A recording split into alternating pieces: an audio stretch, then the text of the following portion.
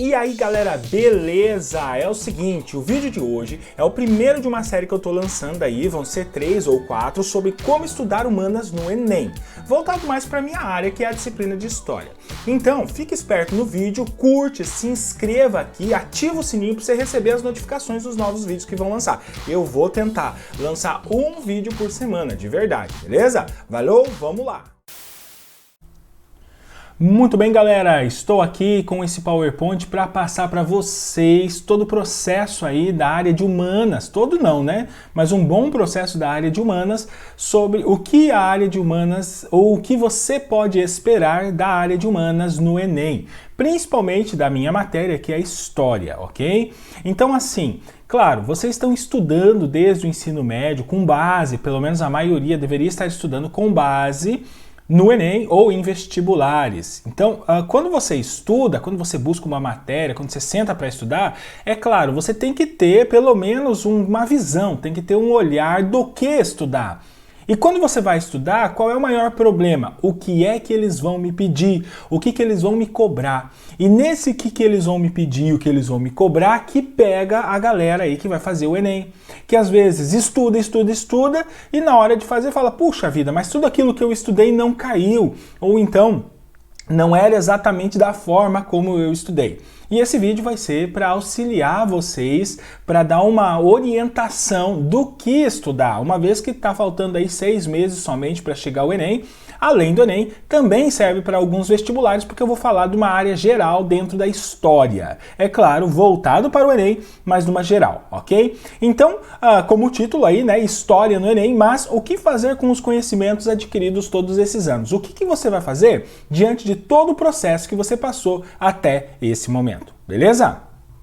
Bom, o exame do Enem, tá? O Exame Nacional do Ensino Médio, o Enem, ele exige 5 aspectos que já são comuns, né, para vocês devem estar aprendendo em todas as disciplinas, basicamente ele cobre esses 5 aspectos, né? Domínio da linguagem, compreender os fenômenos, enfrentar situações, problemas, construir argumentação e elaborar propostas. Da forma como vocês estão vendo, essas são as 5 básicas que o Enem cobra, que o Enem está dispondo de cobrança no sentido de precisamos entender que quem vai fazer esse exame, quem vai fazer essa prova, tem que dominar essas 5 técnicas. Então, dominar na linguagem, na escrita e na organização das palavras, compreender os acontecimentos e fenômenos, principalmente em linhas gerais, no tratado geral das avaliações e dos tipos de questões, enfrentar as situações problemas, então normalmente é uma situação problema que está ali colocada no Enem, construir a argumentação não só no movimento da redação, mas quando você está respondendo, organizando sua resposta diante das questões e, por fim, elaborar propostas também relacionadas à redação e ainda quando você está respondendo as questões. Eu costumo colocar esse último ou esse 6º ponto, que é o teste físico.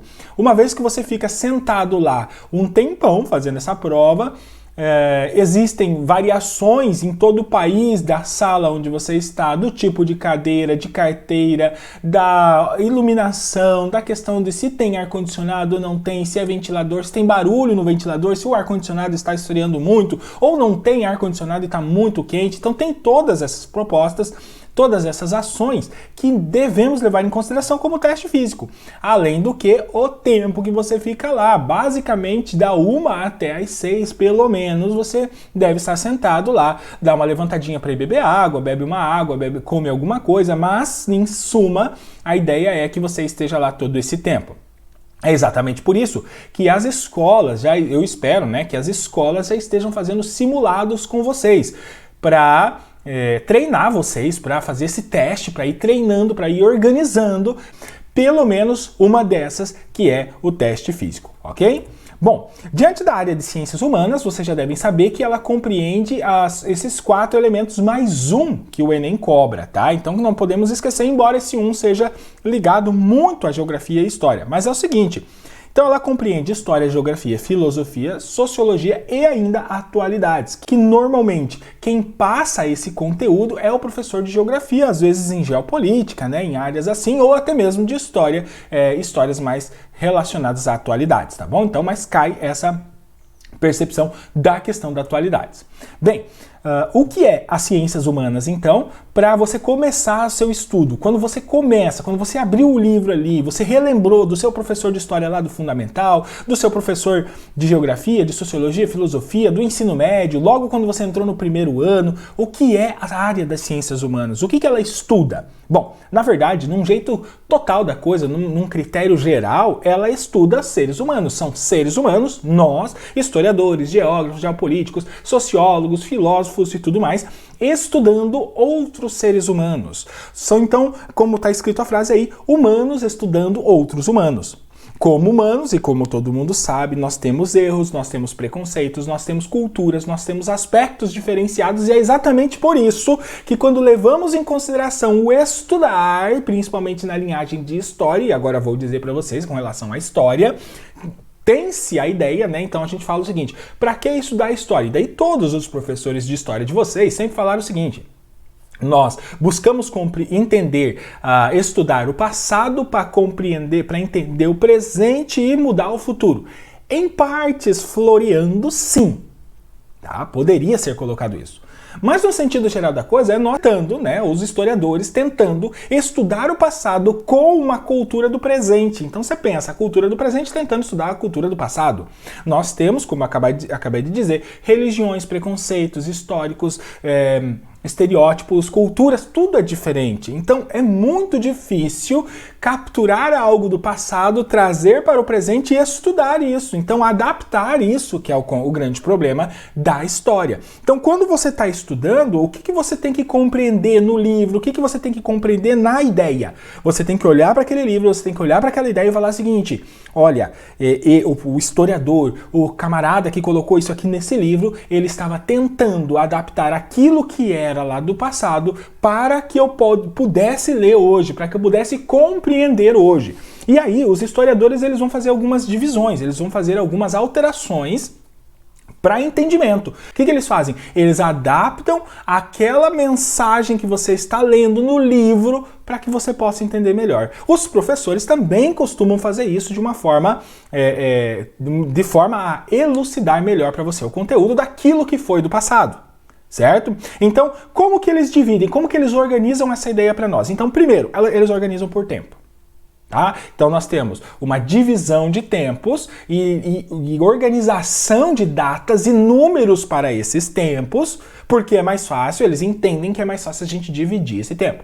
Outra coisa é eles colocarem e tentar fazer você, através da sua cultura, adaptar a cultura daquele povo. Então nós temos duas ações aqui, como ligar passado com o presente. Então primeiro, temos que levar em consideração o tempo. São sociedades de outra época, são sociedades de outro período. Então nós temos que deixar um pouco do preconceito, um pouco não, né? Nós temos que deixar o preconceito, as ações diferentes são diferentes desse mundo, então tudo isso a gente tem que deixar de lado. E outras culturas fizeram como fizeram porque em seu tempo fazia sentido fazer. Nossa, mas aquele movimento lá, como é que pode? Eles não se rebelavam contra o faraó? Será que eles sempre estavam percebendo? Eles não estavam percebendo que tinha mais servo do que senhor feudal? E se eles se rebelassem? E se eles lutassem contra? E se eles falassem, não vou pagar tal taxa?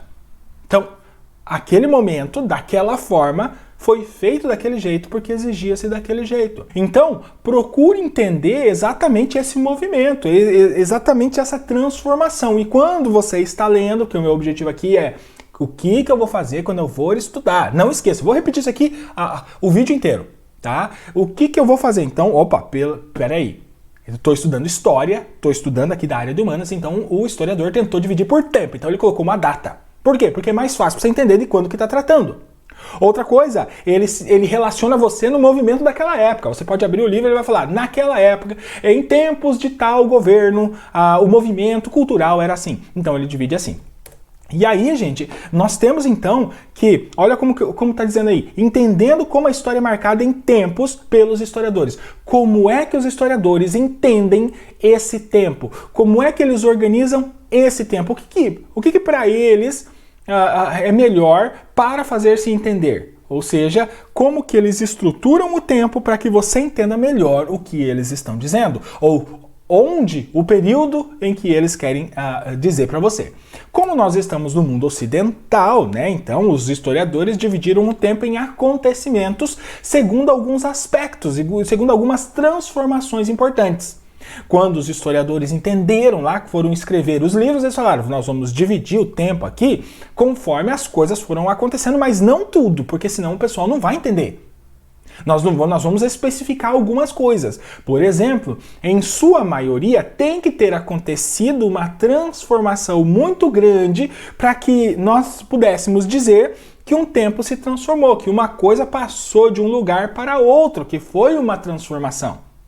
E é exatamente aí que eu utilizo, e se você já teve aula comigo, você já deve ter ouvido eu falar direto sobre isso aqui, são 4 palavrinhas, tá? Que nós utilizamos. As questões políticas, econômicas, sociais e culturais.